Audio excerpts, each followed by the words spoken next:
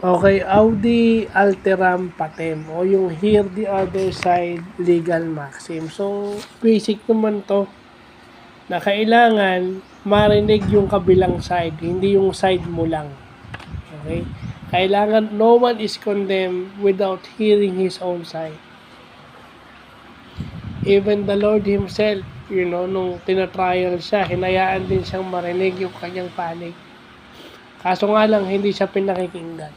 Okay? Yun na lang yun. Yun na lang yung ating magandang sasabihin na hear the other side o Audi Alteram Patem o yung hear the other side legal maxim na common sa lahat, no?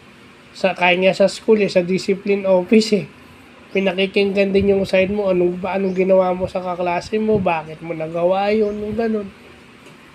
And then yung discipline officer yung magde-decide if anong penalty ang ibibigay sa'yo or i-kick out ka ba, expel ka ba, or ano ka ba, yung mga ganun.